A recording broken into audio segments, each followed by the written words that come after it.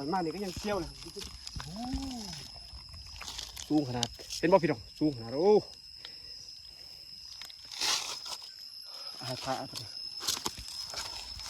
โอ้ยเมื่อยพี่น้องวันนี้มาชมวิวอยู่บรรยากาศทั่วเมืองพะวงเมื่อยคือออกแต่พี่น้องเลยโอเคแล้ววันนี้ก็สิได้พาทุกคนไปรับชมสถานที่แต่ละต่างๆอยู่ในขอบเขตนี่อันนี้นี่เห็นบ่พี่น้องเห็นบ่พี่น้องนี่และวันนี้ก็สิพาทุกคนเข้าไปติดตามเบิ่งขอบเขตสถานที่ตัวนี้ว่ามันเป็นจะได้นะไป let's go พี่น้องวิวสูงขนาดพี่น้องหวาดเสียวขนาดสูงมาชมบรรยากาศอยู่พุทธสุข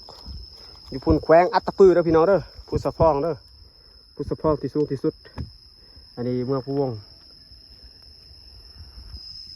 มาชมบรรยากาศ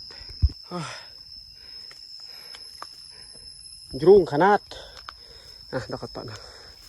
ดอกบอดขาวเลยเป็นไงตัวขาวอ่ะตรงนั้นแหละฮึบโอ้ยรุ่งเห็นรุ่งเบ้อ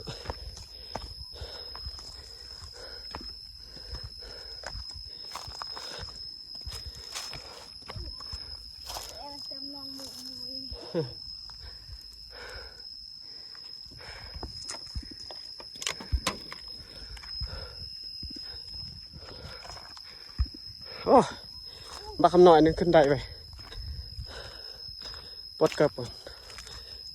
เลี้ยงเริ่มตอกเกิบฮึดบ่โอ้นั่นแหละจุ่มโอ้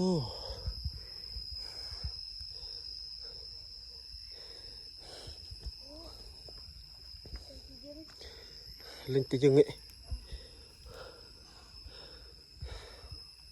โอ้ยได้ตัวสั้นเลยได้ด้วยยูโรมโอ้ยจมเลย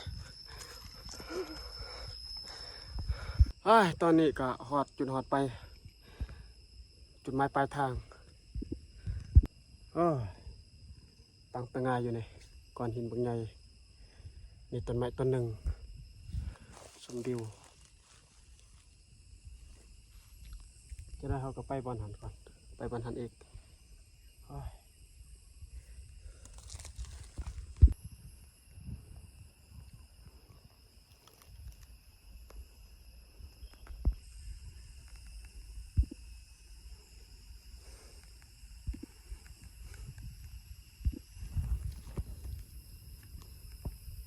ใต้